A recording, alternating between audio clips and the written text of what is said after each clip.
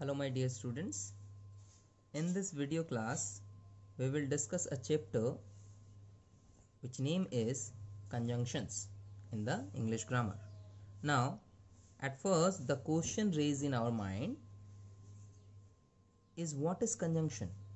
Now the conjunctions are those words that join the two or more than two words. क्या बोला मैंने? Words मतलब English में ऐसे words भी होते हैं that join the two or more than two words, जो दोनों वर्ड्स को ज्वाइंट करने के लिए यूज होते हैं, राइट? और सेंटेंसेस, कभी कभी वाक्यों को, सेंटेंसेस को भी हम ऐड करते हैं यानी जोड़ते हैं उन दोनों के साथ। जोड़ने से मेरा मतलब है कि उन दोनों के बीच में कनेक्शन बनाना, यानी एक वर्ड दूसरे वर्ड के साथ चलेगा या एक सेंटेंस दूसरे सेंटेंस के साथ चलेगा, इसके लिए उस वर्ड्स को बीच में डाल दिया जाता है।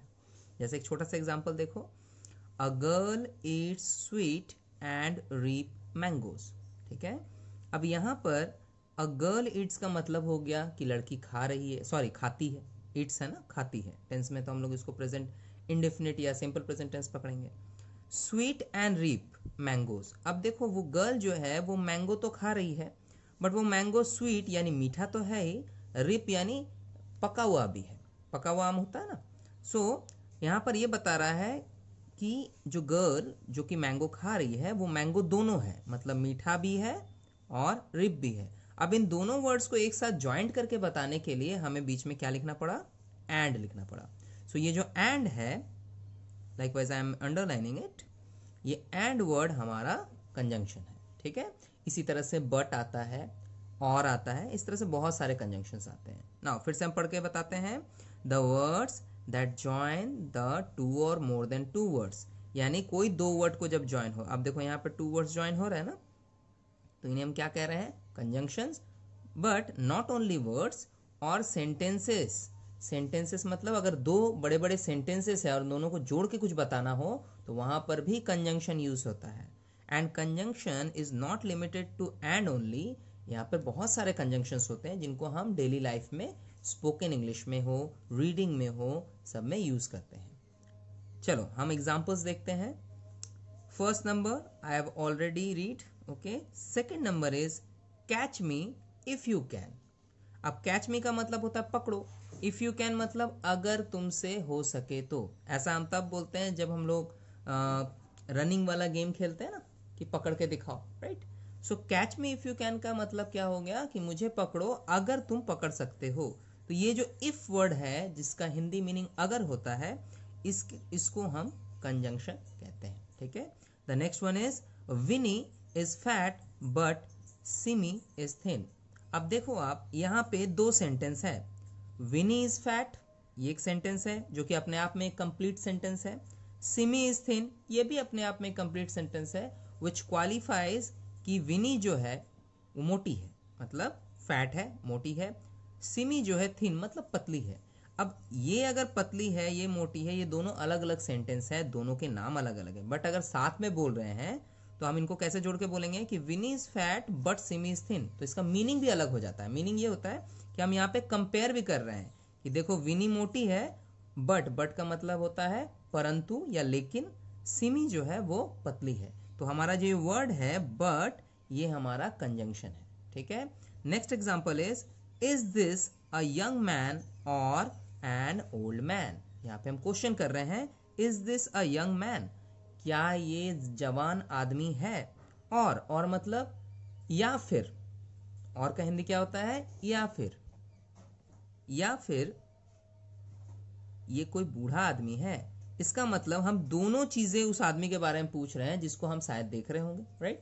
If you are looking someone and we are judging कि वो यंग है या फिर ओल्ड है, तो या जब लगता है तो इंग्लिश में उसका जो वर्ड आता है वो है और। जिस तरह से हम और के लिए एंड लगाते हैं, तो ये जो ओ आर और है ये या के लिए यूज होता है। या का मतलब होता है या तो ये वाला मीनिंग उसके लिए जस्टिफाई हो रहा है या फिर ओल्ड वाला। इसका मतलब जिस आदमी के हम बात कर रहे हैं, that person can be young और ओल्ड। वो यंग भी हो सकता है, ओल्ड भी हो सकता है, हमें पता नहीं है, हमसे पूछ रहे हैं। दोनों नहीं हो सकता, अगर दोनों होता तो एंड लगता। कैसे? जैसे देखो ये जो मैंगो है ये स्वीट भी है, रिप भी है, दोनों मिलके खा रही है ना, यानी पका हुआ है और मीठा भी बहुत है। सो यहाँ पर हम क्या लगा रहे हैं, एंड, यानी दोनों मीनिंग इस सेंटेंस के लिए ठीक है। लेकिन जब हम दोनों में से कोई एक मीनिंग पकड़ते हैं किसी सेंटेंस के लिए, दोनों में से कोई एक बात बोलते हैं किसी आदमी के लिए, किसी पर्सन के लिए, किसी एनिमल के लिए, या किसी बर्ड के लिए, किसी भी चीज़ के लिए, ठीक है, तो हम वहाँ पे और लगाते हैं, ठीक है। बट कब लगाते हैं, जब हमें लेकिन करके बात करना होता है ना। चलो नेक्स्ट सेंटेंस देखते हैं। नेक्स्ट सेंटेंस में क्या बता रहे हैं कि he is crying because teacher scolded him. He is crying तो आपको पता है, क्राइंग का मतलब रोना होता है, वो रो रहा है। वैसे जोर जोर से रोने को क्राइंग कहते हैं। अगर कोई बहुत धीरे धीरे रो रहा हो, जिसमें बहुत ज़्यादा आवाज़ नहीं हो रही हो, उसको विपिंग कहते हैं, ठीक है। नाउ क्राइंग का मतलब है रोना, चलो हम रोना ही पकड़ते हैं। ही इज क्राइंग, वो रो रहा है। इज लगा हुआ है, आईएनजी फॉर्म है, प्रेजेंट का कंटिन्यूअस फॉर्म है, राइट। चलो वो रो रहा है मतलब वो रोए जा रहा है, ठीक है। नाउ बिकॉज, बिकॉज मतलब हम रीजन दे रहे हैं। टीचर स्कोल्डेड हिम, स्कोल्डेड का मतलब है डांटना। जैसे हम लोग डांट सुनते हैं ना, टीचर्स डांटते हैं, पेरेंट्स डांटते हैं, मम्मी पापा डांटते हैं, कोई बड़े भैया हैं, दीदी है, वो डांटते हैं जब हम कुछ बदमाशी करते हैं, कुछ ऐसा करते हैं जिससे हमको चोट वोट लग सकती है ना, तो हम लोग डांट देते हैं कि ऐसा मत करो, ठीक है। बहुत ज़्यादा बड़ी गलती होती है तो ज़्यादा ज़ोर से डांटते हैं, तो हम लोग रोने भी लगते हैं, राइट। सो हम यहाँ पर क्या लिख रहे हैं कि he is crying, teacher scolded him. दोनों काम जो है इस बच्चे के साथ हो रहा है कि वो रो भी रहा है क्योंकि उसको टीचर ने डांटा। अब चूंकि मैं रीजन के साथ इस बात को बोलूंगा एक साथ, इसीलिए हम यहाँ पे क्या यूज कर रहे हैं, बिकॉज। बिकॉज का मीनिंग होता है जब हम रीजन देना चाहते हैं, जब हम बोलते हैं ना हिंदी में क्योंकि। ही इज क्राइंग, वो रो रहा है क्योंकि टीचर ने उसे डांटा, ठीक है। नेक्स्ट देखो, रिवाइज योर लेसन्स रेगुलरली। जैसे हम लोग पढ़ाई करते हैं तो always often I also say कि लेसन्स को रेगुलरली पढ़ा करो, है ना, डेली पढ़ा करो, तब ना याद रहेगा। So revise your lessons regularly. Revise मतलब हमेशा उसको पढ़ते रहना है, रिविजन करते रहना है। Otherwise you may forget them. अब देखो यहाँ पे दो सेंटेंस है बड़े बड़े, मैंने मार्क भी किया। रिवाइज योर लेसन्स रेगुलरली यानी तुम डेली अपने लेसन्स को रेगुलरली यूज पढ़ो। ये सेंटेंस एक कंप्लीट सेंटेंस है। और you may forget them, this sentence is also a complete sentence, ठीक है। But to join them in a single sentence, मतलब इन दोनों सेंटेंसेस को हम एक सिंगल सेंटेंस में अगर बोलेंगे, ज्वाइन कराएंगे, तो यहाँ पर अदरवाइज लिखेंगे। वैसे अदरवाइज का मतलब होता है वरना, जो हम थोड़ा सा थ्रेड देते हैं ना किस चीज़ में कि ये नहीं करोगे तो ऐसा हो जाएगा। सो ये इस चीज़ के लिए अदरवाइज यूज होता है। नहीं तो भी बोल सकते हैं या वरना भी बोल सकते हैं। Revise your lessons regularly otherwise you may forget them. Forget का मतलब होता है भूलना। अपने लेसन्स को रेगुलरली पढ़ा करो, नहीं तो तुम भूल जाओगे, ठीक है, या वरना तुम भूल जाओगे, ठीक है। तो उसके लिए क्या यूज हो रहा है, otherwise. It is a conjunction itself. Now next है हमारा ऑल दो। इसको क्या पढ़ेंगे, ऑल दो। अगर आप हिंदी प्रोनाउंसिएशन में पकड़ोगे तो ऑल तो ALL ऑल होता है, तो उसी तरह ऑल पढ़ेंगे, लेकिन बाकी का सेंटेंस का पार्ट के लिए हम दो, बिल्कुल सही। टू जो होता है इंग्लिश में, जिसके लिए हम हिंदी में दो कहते हैं, एक दो तीन बोलते हैं ना, तो वो दो जो आता है उसी तरह इसको प्रोनाउंस करना है। तो क्या पढ़ेंगे, although the room was dark he didn't feel afraid. Although का मतलब होता है हालांकि।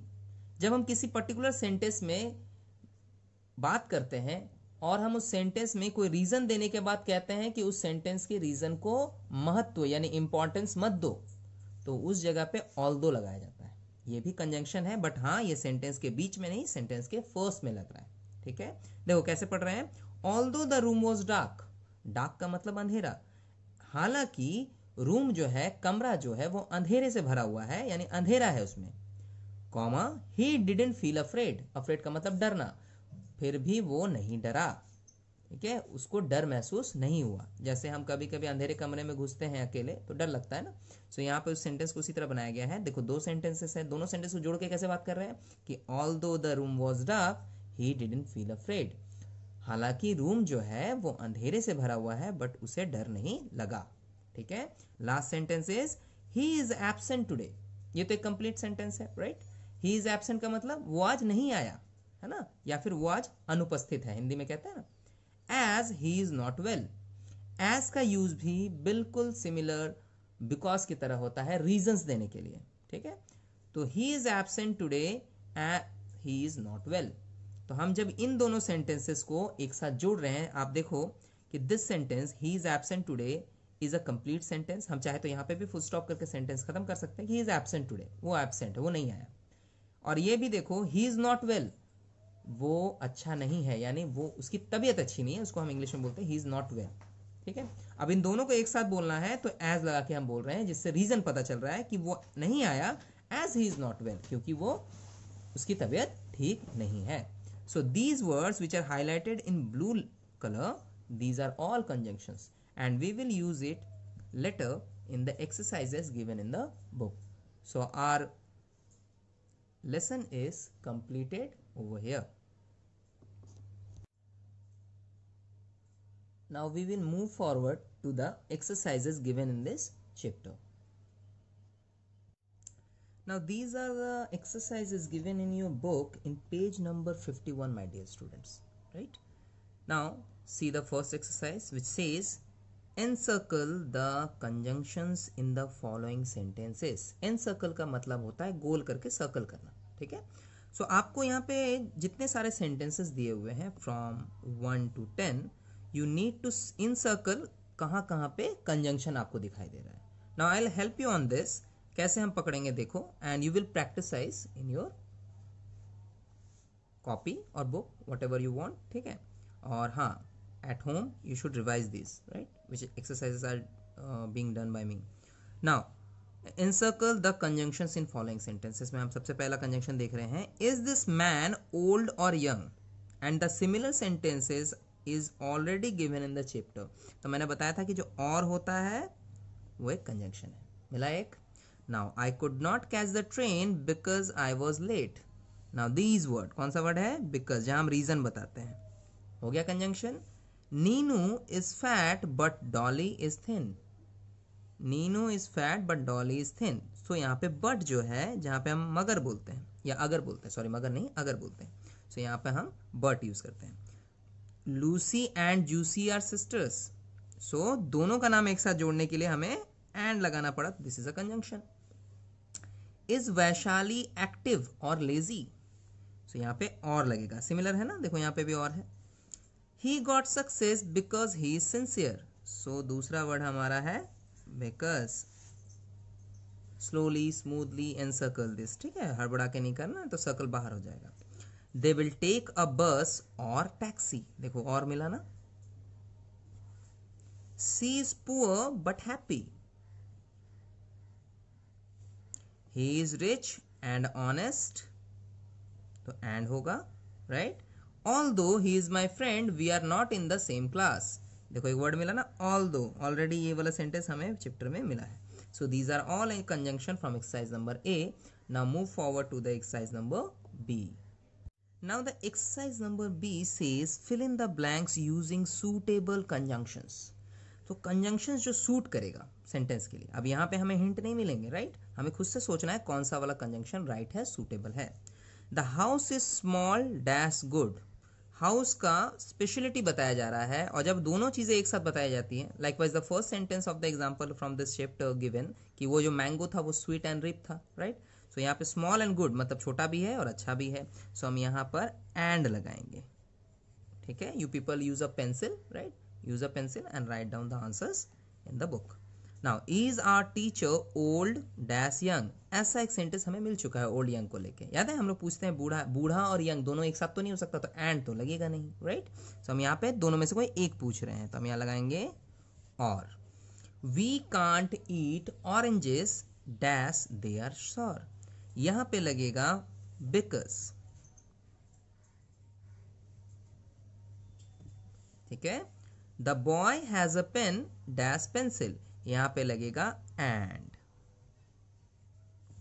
आई respect him dash he is honest, आप यहां पे बिकॉज भी लगा सकते हो और चाहो तो एज लगा सकते हो।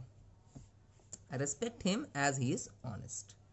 Now dash he is old he is very active, यहां पे जब फर्स्ट सेंटेंस छोड़ा जाता है तो आप याद रखना यहां लगता है ऑल्दो, स्पेलिंग को कंसिडर करना, ऑल्दो ही इज ओल्ड, हालांकि वो बूढ़ा है, ही इज वेरी एक्टिव, वो बहुत ज्यादा तेज है, एक्टिव है ना। कम इन डैश गो आउट, कम इन और गो आउट, या तो अंदर आ जाओ या तो बाहर चले जाओ, ठीक है। The sun rises in the east dash sets in the west, यहां पे बट लगेगा। मैं सन की ही बात कर रहा हूं क्योंकि सन ईस्ट में राइज होता है और वेस्ट में सेट होता है, लेकिन जब दोनों बातें बोलनी है लेकिन अलग अलग तरीके से और दोनों में कनेक्शन फिलहाल नहीं बैठ रहा, तो the sun rises in the east but sets in the west, तो हम ऐसा तो नहीं बोल सकते ना sun rises in the east and set in the west, and तो नहीं लगेगा और भी नहीं लग सकता, यहाँ लगेगा बट। हम लेकिन करके बात कर रहे हैं कि सन जो है वो ईस्ट में उगता है, बट यानी लेकिन वो पश्चिम यानी वेस्ट में सेट यानी डूबता है। Take it dash leave it now, take it यहां पे हम लगाएंगे otherwise,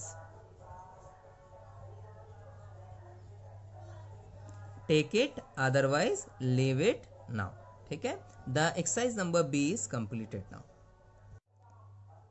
Now this exercise number C is given over here by saying that tick the correct answer.